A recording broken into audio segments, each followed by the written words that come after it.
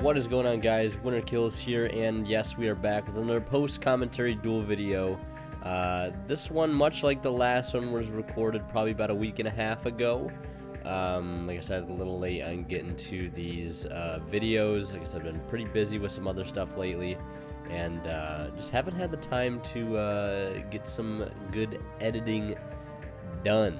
But here we are on this DDD versus Atlantean Mermail. Now, obviously with Dart Neostorm pretty much right around the corner as I'm recording this on the 26th of April, pretty late at night. Dart Neostorm is around the corner, and so that means new Mermail support by way of Abyssalacia, which is actually pretty exciting news. Now, unfortunately, DDD has been sort of left out. You know, I've always been talking about recently how Dart Neostorm is a huge boost to a lot of the decks that I play.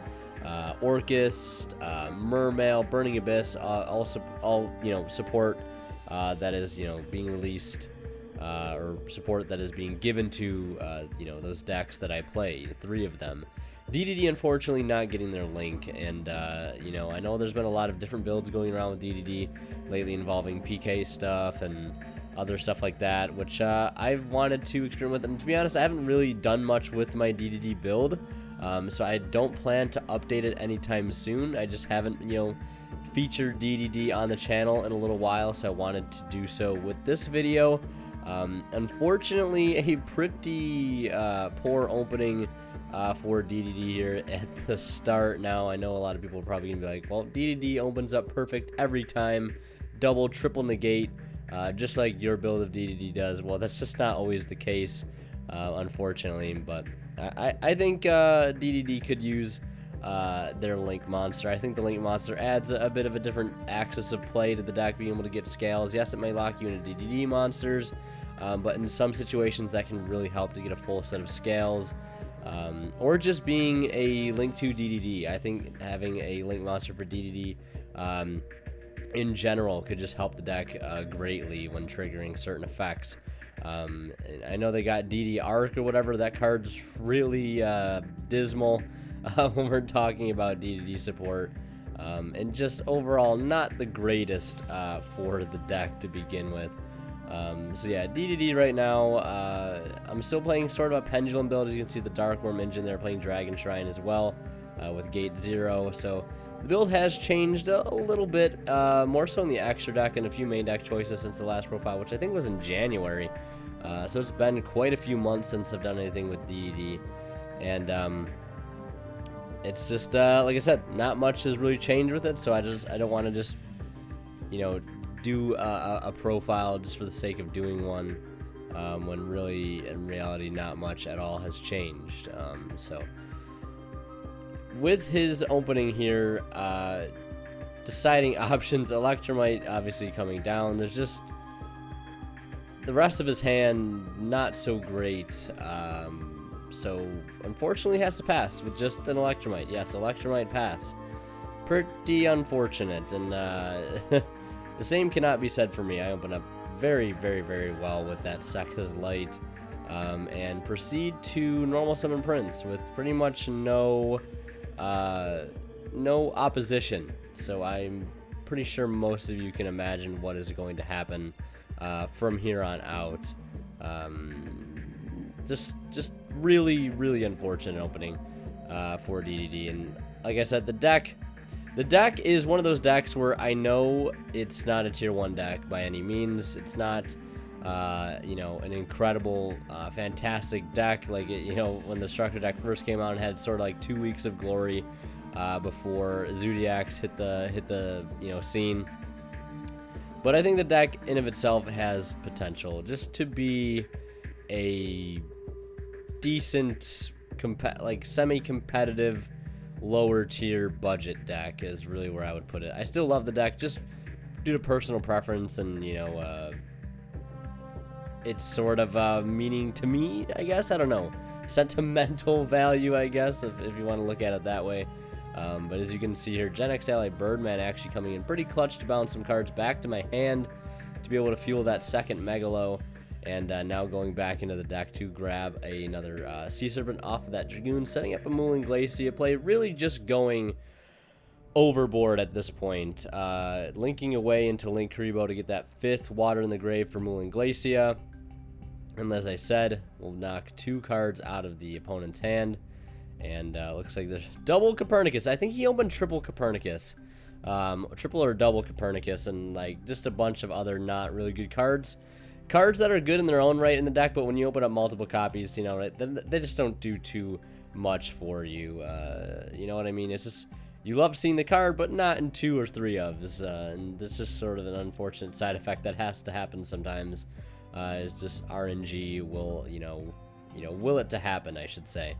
But also, real quick, as he goes activates the Where Art Thou, I want to talk about Imperium Duelists real quick. You guys know we're sponsored by them. It'd be greatly appreciated if you guys haven't already. Go ahead and check them out. Link to their website in the description, where you can find a playmat like this, or their new limited run Thunderstorm and Ring of Fire playmats, as well as the a Millennium playmat. I believe that is in a different color scheme than the original Millennium playmat. They're doing a limited run playmat of that as well. I think they're only printing 10.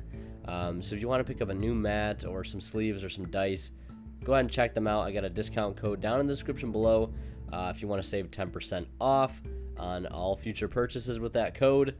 Helps support me a little bit and helps you guys save a little money in the process. So pretty much a win-win if you'd ask me.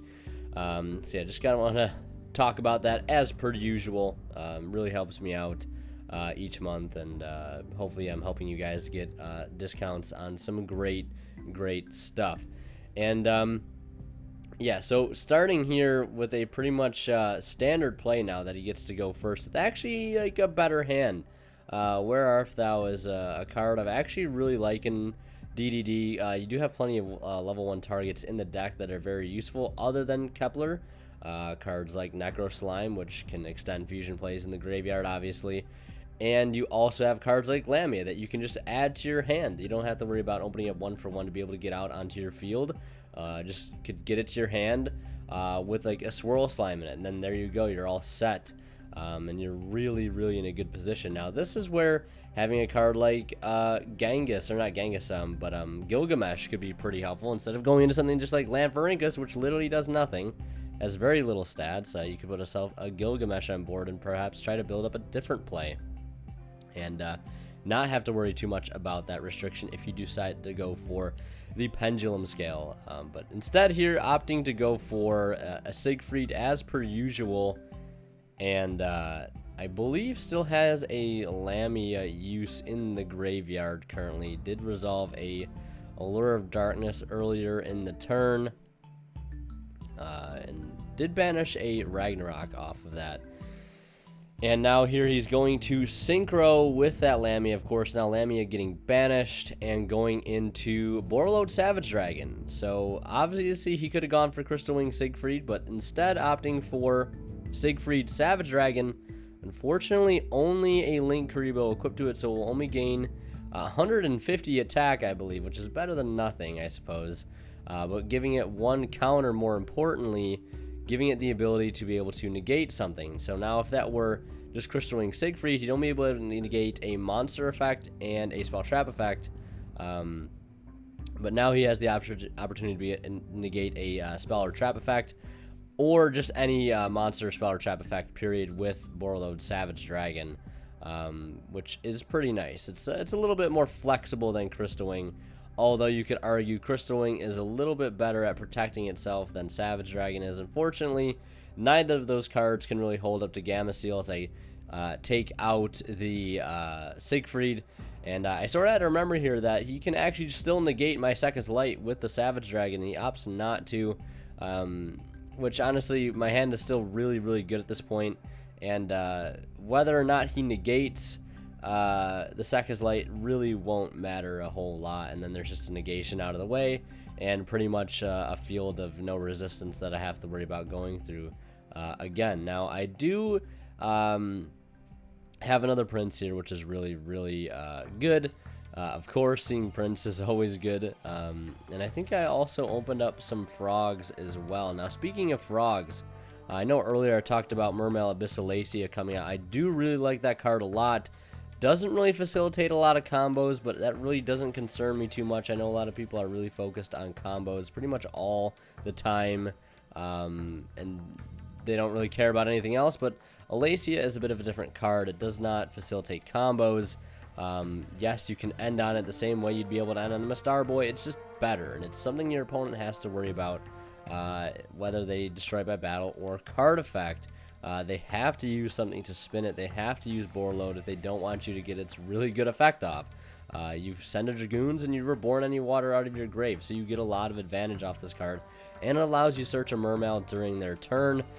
So if all goes well, you grab a Teus during your opponent's turn, and if they kill it, you Foolish your Dragoons and add a Prince or a Diva to your hand, and next turn you're starting your turn with Diva Teus, which if you didn't finish the job that first turn, you can have a really good shot at it, finishing again this next turn, based on the advantage that Alacia was able to, net you.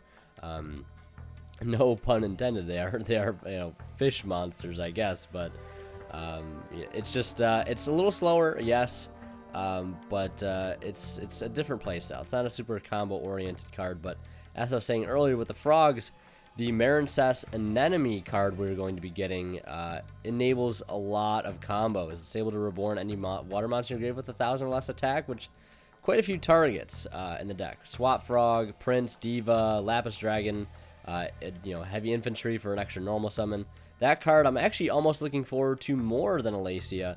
We'll get it in Rising Rampage, so really looking forward to that. So you saw me go into Nightmare Cerberus to clear the Bore Load Savage Dragon, now going into Nightmare Unicorn to spin back my Gamma Seal into the deck. Now, in the profile I did, I don't think I was playing the Nightmare Cerberus, but I started to add in a Christian Rosenix with some Nightmares in the extract, just to be able to have that better synergy with the Undyne, sending Rosenix, and then sort of having the ability to clear a card plus a draw. I wanted that utility because I felt the Undyne engine did a really good job at providing that. So I wanted to go ahead and include it this time around. As you see, me synchroing up into a Quantum Dragon to swing in for a little bit more damage as much as I can. Draws return. Unfortunately, it's not enough to deal with the cards that I already have established and the top decking situation that he's in. So Mermail's taking the win there, 2-0. Yeah, DDD's, it's one of those decks where I wish I had a plan for it going forward, and I just really don't want to invest the time in it right now unless we get something that really forces me to change it the way that I've been playing. I know somebody out there is like, oh, you could try a PK engine or a pendulum engine. Just nothing really sparks my interest at the moment. I've seen a lot of the builds that people in the community are running, and they don't really spark my interest at this point, which is kind of unfortunate because I really do love DDD a lot. I know a lot of you guys like DDD. Really have loved the deck for a long time, and hopefully we'll see some innovation come to it soon that I can work with and help bring you guys some inspiration as well. But feel free, if you guys feel like you have any creative ideas for DDD, feel free to drop them down in the comment section below. Might try it out on stream. By the way, if you're not following me on Twitch, do so now. Join Discord as well for all sorts of awesome things. And yeah, thank you guys so much for watching. Appreciate it. Hope you're having a good one. And as always, Winter Kill signing out. We'll see you guys in the next one.